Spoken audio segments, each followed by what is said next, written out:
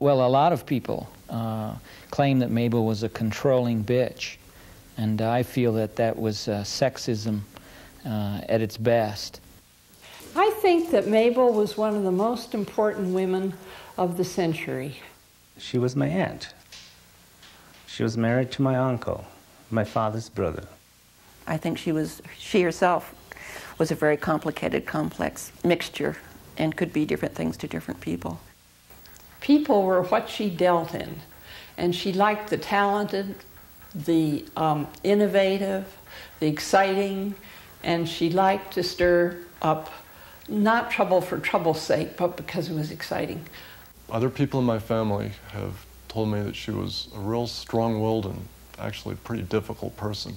She didn't like what she saw happening around her, or how she was treated, or the roles she was allowed to play, and she decided to live her life on her own terms. She came here to help the Indian people. When they needed her, she was there. One of the main reasons why she hasn't gotten the recognition that she probably deserved is because she was a woman, and it's because she was a white woman. What I know of her is what I've read, and it's really beautiful writing. I think people should read her books because she told the truth. She loved telling the truth. That was one of her dangers as far as I was concerned.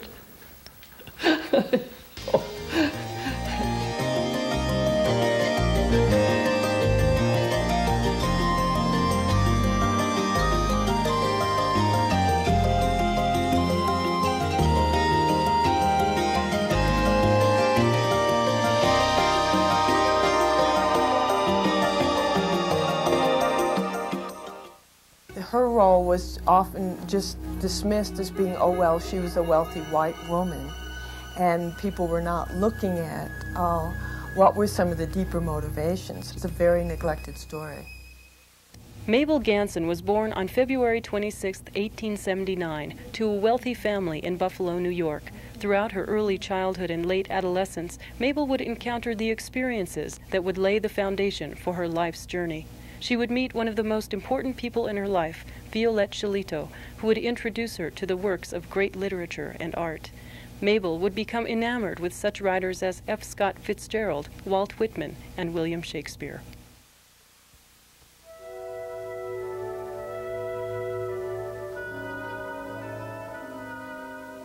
Mable Dodge Luhan was born a child of privilege into the Gilded Age at a moment in American history when the United States had reached its peak as an urban industrial power. An extraordinary technological boom, and Mabel's ancestors were very much part of that process. And so it was that the world into which Mable was born was one in which Americans felt themselves to be becoming the most powerful people on earth.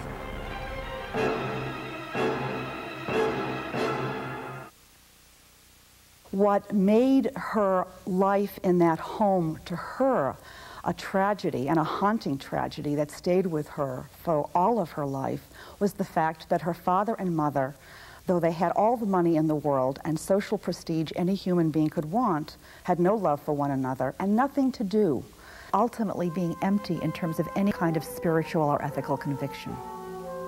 She also remembers never being touched by them, loved by them, or held by them.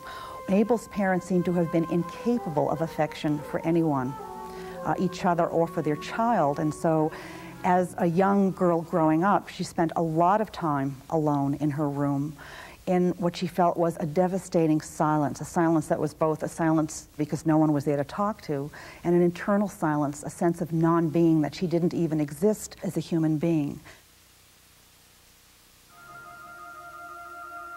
There was nothing and no one. To be only one has a feeling of doom in it. Life, my life, was set in a rigid, unlovely, inescapable pattern. Better a real pain, better a danger to life itself than this negation of living that comes from not having anything to do. My parents seemed like dim, dull figures far behind. I couldn't make them part of my journey. I had to set off alone. So Mable very early seemed to sense that she was living in a class that had learned to substitute power for love. She learned that if she were to have any sense of reality for herself, She could only have it when she was controlling others, making them do what she wanted, forcing them to acknowledge her reality. I have always been myself, and at the same time always able to be the other person, feel with him, think his thoughts. I identified myself with him, and it always made people want to kiss me and to manifest an actual nearness of union. If I could become real to others, I became real to myself. It seemed to testify to my power, which I was forever feeding. At the same time, she was being raised to believe that as a woman, there was nothing she could be in her life or do with her life except to have one goal in life, and that was to marry. And neither of the first two men that she married provided her with any of the emotional or intellectual fulfillment that she was seeking. The burden of love undelivered is the ultimate load. With love unsatisfied, some people turn to food, others to drink, others will add pearls to pearls, turning frantically here and there to satisfy the basic craving, but it is difficult to find a substitute. In the midst of feeling that her only choices in life were marriage and family, she managed to find another world, the world of art, that allowed her to express herself emotionally, intellectually, and spiritually in a way that she was incapable of, either within the institution of marriage or within the world in which she had grown up. Literature is art. My thoughts were of a life made up of beautiful things, of art, of color, of noble forms, and of ideas and perceptions about them that had been waiting, asleep within me, and that now allured me by their untried, uncreated images. There was no way in the world that she grew up in for a woman to imagine that she could become an artist herself. And so what Mable chose as her life vocation was to become an artist of life and to achieve great art by bringing those into her circle who themselves were great artists, mostly men. The only way I was able to live was vicariously, imagining myself into other forms other than my own. A man was what gave me identity. And the artist is the greatest of us all in these divine aesthetics of self-creation. In 1904, Mable moved to Florence, Italy in her mid-20s and would remain there for the following 8 years of her life. In this period, she would discover and nurture her talent for gathering influential people. Some of the many who visited her home at the Via Caronia included Gertrude Stein, Pablo Picasso, Eleanor Duse, and Arthur Rubinstein. Many American artists and writers had become emigres to the old world because they felt that American civilization was so materialistic, so burdened by technology and things, that a true artist couldn't breathe in that atmosphere. And so she is part of an expatriate movement that goes to Europe thinking that it's giving up its American past and its American roots, and she's going to set herself down in the middle of Florence and recreate the Renaissance. Not made of heart. We're that easy, Pablo. And so for a while she lives the life of a Renaissance princess and brings to her dinner parties the leading royalty actors and actresses and artists of Europe to partake of her food and to provide the proper ambiance for her newly assumed identity as a Renaissance lady. This doesn't work for very long because what she finds is that she's appropriating a role that has absolutely nothing to do with her as an American. She learns this lesson from Gertrude and Leo Stein. What the Steins love about Mable is her mobility, the archetypal American at the dawn of a century in which people were always reinventing themselves, and she encouraged in Mable the sense of playfulness and self-invention that Mable had always loved but never felt secure about. You forget about the 19th century. That's over. Gertrude had direct first-hand reactions of her own about life. I remember she was the first one of all those sophisticated cultural people I had grown accustomed to who made me realize how nothing is anything more than it is to oneself. In 1912, Mable returned to the United States in her mid-30s. She would find herself in the birthplace of the modern age, Greenwich Village, New York. Although still married, she would primarily dedicate herself and her money to the revolutionary movements of the time, some of which included anarchy, expressionism, women's equality, and the introduction of psychology. Her intimate relationship with Jack Reed, as well as her place among such movers and shakers as Alfred Stieglitz, Lincoln Steffens, Emma Goldman, and Margaret Sanger, would make her a leading symbol of the modern woman.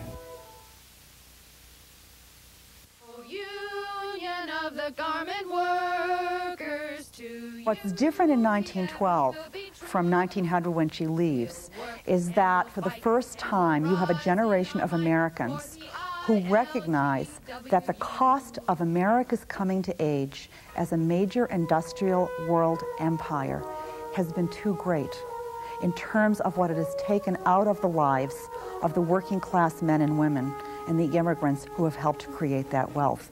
Mabel comes back and identifies herself with those who want to make the kinds of changes that will rectify these inequities, because her own life, she felt, had been destroyed by that system. The new spirit was abroad and swept us all together, and I belonged. It became overnight my own little revolution. I would upset America. I would, with fatal, irrevocable disaster to the old order of things. I was going to dynamite New York, and nothing would stop me.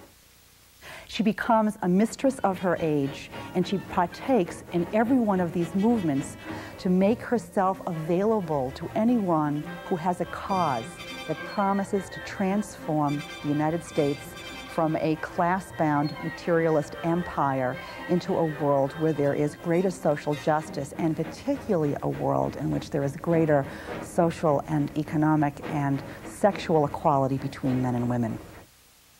Now we have the children in the factories. Anything that will extend the unawakened consciousness here or elsewhere will have my support. What is needed is more, and always more consciousness, both in life and in art. She did many things of note. Perhaps the most important was the salon that she established, to which she brought various radical activists and visionaries who are trying to transform American culture in terms of how we perceive the world, as well as in terms of what we do about changing it and making it a more just and humane place. I thought I would try to get people together a little to see if it wouldn't increase understanding. So they came to my home, heads of things, heads of movements, heads of all kinds of groups of people. Poets, lawyers, murderers, IWWs, the suffragettes, birth controllists, artists, club women, women's places in the home women, newspaper men, clergymen, and just plain men.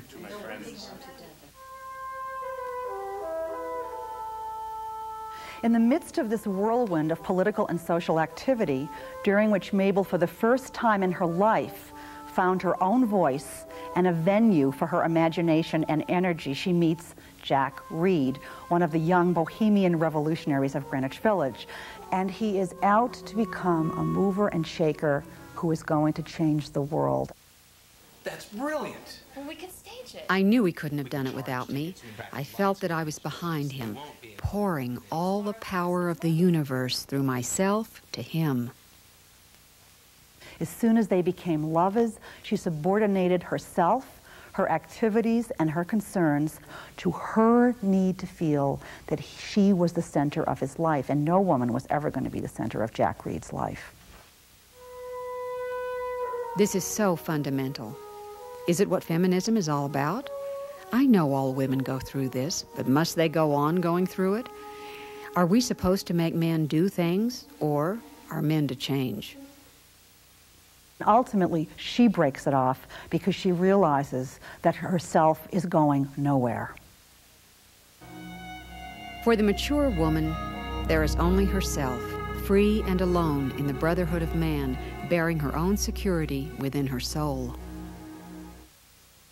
The end of her affair with John Reed coincided with the end of that generation's idealism, because they break apart when World War I breaks out.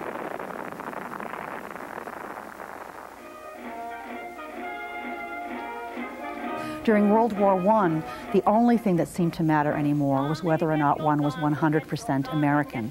And that meant never criticizing or speaking out about the government in any way whatsoever.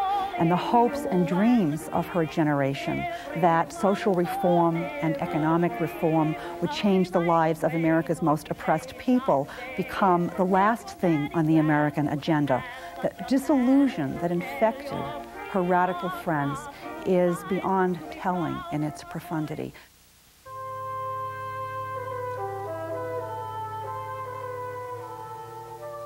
I had said goodbye forever to Reed in my heart, to the labor movement, to revolution, and to anarchy. My young lover was gone, and it seemed gone with him were the younger hopes of change. In 1917, Mable discovered the Southwest, where she would meet her fourth and final husband, Tony Luhan, and remain with him for the rest of her life in Taos, New Mexico. Inspired by the lifestyle of the native New Mexican people, she became a strong political and social supporter of their culture. With her newfound passion, she would promote her southwestern home as a utopian Garden of Eden and transform it into a hearth for the creative minds of her time. She introduced such individuals to New Mexico as Georgia O'Keeffe, Mary Austin, D.H. Lawrence, Ansel Adams, Willa Cather, and Carl Jung. So she goes to the Southwest, and that's when Mable, for the final time in her life, sees a world that will finally make her feel at home. My life broke in two right then, and I entered the second half. This time she's part of a post-war generation of radicals and artists and writers who are searching for worlds other than the urban industrial empire, the working class world of the cities, because that seems to have been the center of power that helped to foment, create, and support the war that seems to have destroyed Western civilization. I came to Taos where I was offered and accepted a spiritual therapy that was cleansing, one that provided a difficult and painful method of curing me of my epoch, and that finally rewarded me with a sense of reality.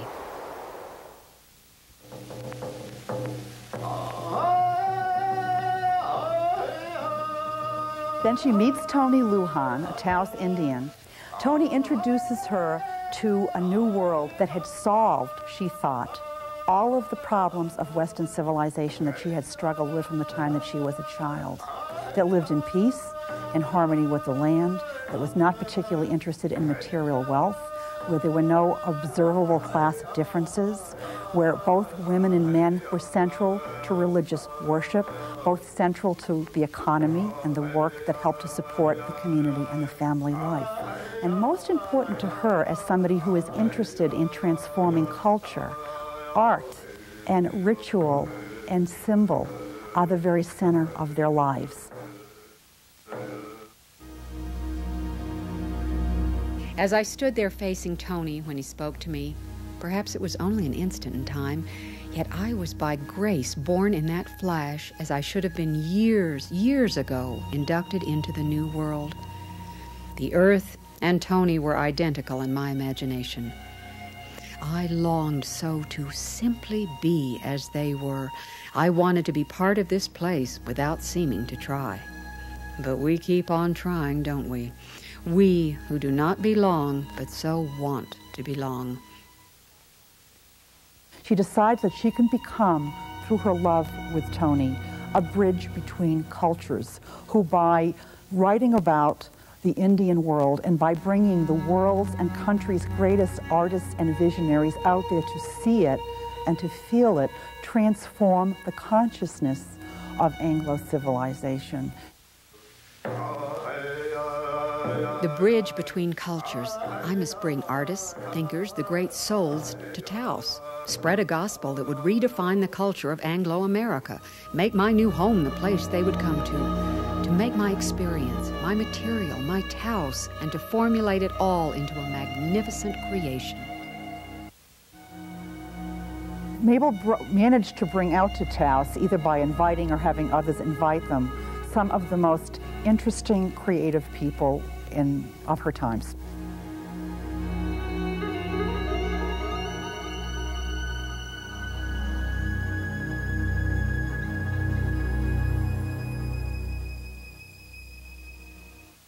The aspect of Mabel's vision, which was to bring to New Mexico people who could truly cherish, understand, and create out of their own artistic selves, vehicles for expressing the beauty of the landscape and its indigenous peoples, was wonderful. She couldn't have been happier about that.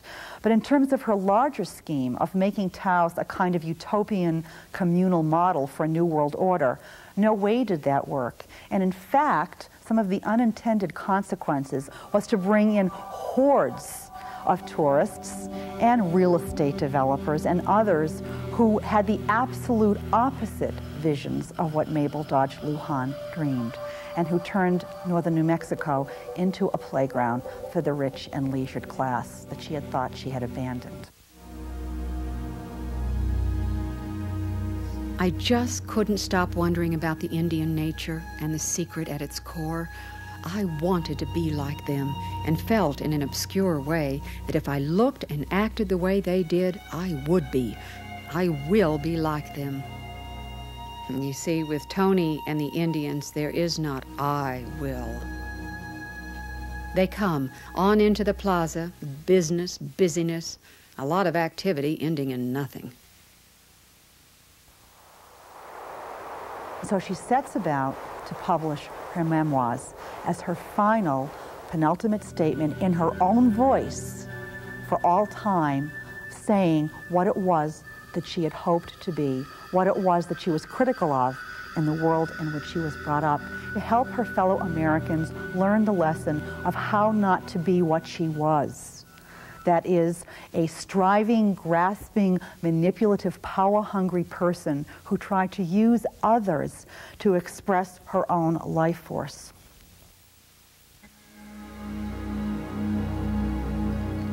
I started out to try and show the inward picture of a person of my own period, what heredity and environment had made of her. I tried to take off the mask and show the actuality, the lack of suitable outlets, ambition, activity, stimulation, the whole ghastly social structure under which we were buried. The tragedy of how her memoirs were received is that they saw her as setting herself forth as a symbol for approval for having led this kind of life, of everything that they believed had helped to take America on the road to economic depression. And always I was poor. It was impossible not to notice that while Mable was speaking about the life of simplicity and non-materialism that she had taken on in New Mexico, she was living a life of privilege amidst a world of extraordinary poverty and human suffering. What did Mable Dodge Luhan have left to tell anyone? She recognizes, perhaps, that the final blow to her vision of what New Mexico could become has literally been smashed to smithereens by it being the place where the atomic age begins and where the greatest potential destructive power known to humankind is unleashed for the first time.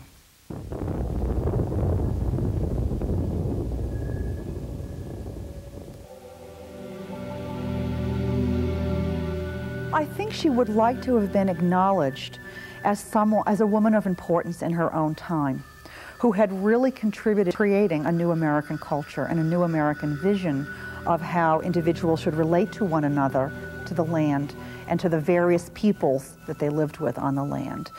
Instead, she ended up in the last 22 years of her life, more or less in a state of retirement.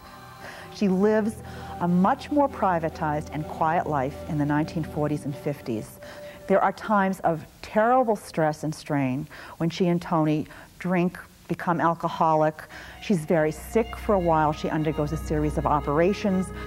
She would wander some nights in her last months of life through her house in Taos, a frightened child back in her home in Buffalo looking for her mother. But her granddaughter, Bonnie, who knew her best from 1942 till 1962 when she dies, remembers her as being a vivacious and vital and willful woman who still managed to get together and bring people together, to have parties, to give money to artists and local community members in need, to help out the Pueblo, and to maintain a sense of her own dignity and decency the best that she could. Maybe the most important lesson Mable learned in life was that she didn't have to change the world, ought to be seen as being central to the culture, that in order to achieve happiness in this life, it doesn't come through material accumulation, through power over others, through manipulating others to get them to do what you want to do, but by finding a sense of integrity in yourself and a sense that you've done something for other people that is valuable. In 1955, shortly before her death, Mable mailed 1,500 pounds of her personal scrapbooks, newspaper articles, photographs, writings, and letters to Yale University in a final attempt to be recognized. Nearly 20 years later, Professor Lois Polkin-Rudnick discovered them, and in 1984 published her biography, Mable Dodge Luhan, New Woman, New Worlds. August 18, 1962, Mable died. A year later, Tony died. At the time of her death, having given most of her money away, Mable was left with little of her original wealth. Her final and most valuable possession was her home. Today, it still stands and is used as an educational center for progressive and creative thought. She was a bit like Eleanor Roosevelt. She had to go out there and meet all these people and get as much out of them as she could, and by that she gave them a great deal, because she introduced them to other people and saw that they interrelated and produced a great deal of intellectual development. She only wanted to be here, and she was looking for love at the same time. And when she found my uncle, that's what she found. I think what happened to Mable when she moved to Taos was that she finally found herself. She enjoyed life more than anybody I know. People's interest in knowing Mable is because of her attraction and vitality. It's a vehicle to better understand themselves.